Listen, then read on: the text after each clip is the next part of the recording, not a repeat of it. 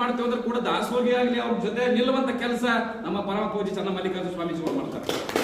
ಇವತ್ತು ಅಂತ ನೇತ್ರದಲ್ಲಿ ಇವತ್ತು ಮಲ್ಲಣ್ಣ ಸಾವ್ಕಾರ ಸುಮಾರು 50 ವರ್ಷ ರಾಜಕೀಯಲ್ಲೇ ಕಳೆದ್ರು. ಇವತ್ತು ಅವ್ರನ್ನ ಎಮ್ ಎಲ್ ಎ ಮಾಡ್ಬೇಕು, ಇವ್ರನ್ನ ಎಮ್ ಎಲ್ ಎ ಮಾಡ್ಬೇಕು, ಅವ್ರ JDP ಮಾಡ್ಬೇಕು, ಅವ್ನ ಅಧ್ಯಕ್ಷ ಮಾಡ್ಬೇಕು, ಇವನ ಮೆಂಬರ್ ಮಾಡ್ಬೇಕಂತ ತಮ್ಮ ಸೇವೆಯಲ್ಲಿ ಯಾವ್ದು ಇವತ್ತಿಗೂ ಒಂದು ಗ್ರಾಮ ಪಂಚಾಯತಿ ಮೆಂಬರ್ ಆಗಲಾರ ನಿರಂತರ ಸೇವೆ ನಮ್ಮಂತ ಯುವಕರಿಗೆ ಬೆಳೆಸುವಂತ ಕೆಲಸ ನಮ್ಮ ಜಾರಿಮಿಂಚಿ ಮಲ್ಲಣ್ಣ ಸಾವ್ಕಾರ ಬಹಳ ಖುಷಿ ಆಗ್ತದೆ. ಅಂತವ್ರನ್ನ ತಾಲೂಕ್ ಅಧ್ಯಕ್ಷನವ ಒಂದು ಗುರುತಿಸಿ ಅವನ ತಾಲೂಕ್ ಅಧ್ಯಕ್ಷ ಮಾಡಿದ್ದು ಹಸಿರು ಸೇನಾ ಕರ್ನಾಟಕ ರೈತ ಸಂಘಕ್ಕೆ ಧನ್ಯವಾದಗಳು ನಾನು ಹೇಳ್ತೀನಿ.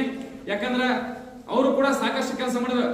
ಇವತ್ತು ರೈತರ ಪರವಾಗಿ ಒಂದು ಧ್ವನಿ ಎತ್ತಕ್ಕೆ ಒಂದು ಸಣ್ಣ ವೇದಿಕೆ ಆಗ್ತದೆ. ಇವತ್ತು ಮಲ್ಲಣ್ಣ ಸಾವ್ಕಾರ ಜಾರಿಮಿಂಚಿ ಅವರಿಗೆ ಮಾಡಿರೋದು ಇವತ್ತು ಬಾನಾಳ, ಜಾಲಿಮಿಂಚಿ, ಶಾರದಾಳಿ, ಅಮ್ಮಾಪುರ, ವಾಗಡಿಗರಿಂದ ಕೂಡ ಬಂದಿರಿ.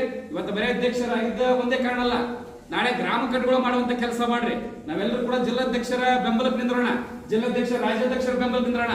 ಅಲ್ಲಿ ಏನೇ ಹೋರಾಟ ಬರಲಿ, ರೈತ ಅಂತ ಹೋರಾಟ ಬಂದಾಗ ನಾವೆಲ್ಲ ಪಕ್ಷಾತೀತವಾಗಿ ಜಾತ್ಯತೀತವಾಗಿ ನಿಂತ ಹೋರಾಟಕ್ಕೆ ನಾವು ಬೆಂಬಲ ಕೊಡ್ತಕ್ಕಂದ್ರೆ 100ಕ್ಕೆ 100 ಗೆಲ್ತೀವಿ ಅಂತ ಮಾತನ್ನ ಹೇಳ್ತೀವಿ. ಯಾಕಂದ್ರೆ ನಮ್ಮ ಹಕ್ಕುಗಳು ನಮಗೆ ಸಿಗಬೇಕಂದ್ರೆ ಸುಮ್ಮನೆ ಸಿಗಲ್ಲ.